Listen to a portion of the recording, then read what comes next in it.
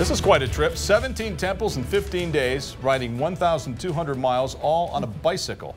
That's the adventure one young man is trying to accomplish in what he calls the Utah Pedal Pilgrimage. Tonight we take you inside the story of this pedal pilgrim. Dan Rascon joining us live. Why did he decide to do this trip, Dan? Well, Mark and Shauna, that's a good question. You know, most people on a quest will have a quick and easy answer as to why they do what they do, but not Dalin Earls. He just decided one day he wanted to bike across Utah, and he couldn't shake the idea. Now, not even from his own #1 fan, his mom.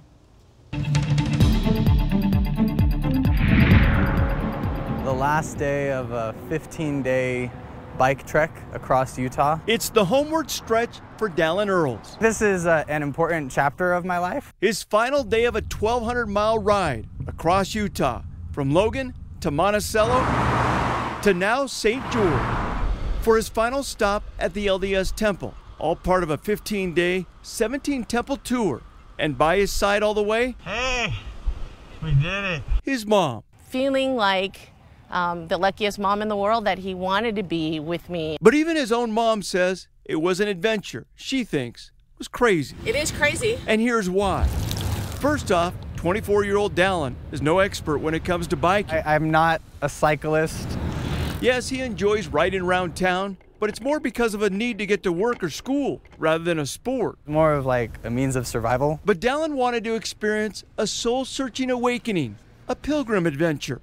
So he came up with the idea to bike to all 17 LDS temples across Utah. I called it the Utah Pedal Pilgrimage. Dalin admits he was a little unprepared for this trip. In fact, he even had to borrow the helmet and the bike, of all things. This trip was really intimidating to go into something with as little experience, as little equipment, and as little preparation as I had. It started on Wednesday, July 13th at the Idaho-Utah border. Bike to Logan, to Brigham City, to Ogden, Bountiful, Salt Lake City, Jordan River, Oquirrh Mountain, Draper, Mount Timpanogos, Provo, Provo City Center, Payson, Vernal, Monticello, Manti, Cedar City, which is under construction, and finally St. George, and then biked all the way to the Arizona border. For Dalin and his mom, it was a really hard trip. The days were long and difficult. It was hard watching him. But it's an experience that brought them together in a whole new way. My mom's the most amazing person on the planet, I swear. I just wanted to finish this journey so bad,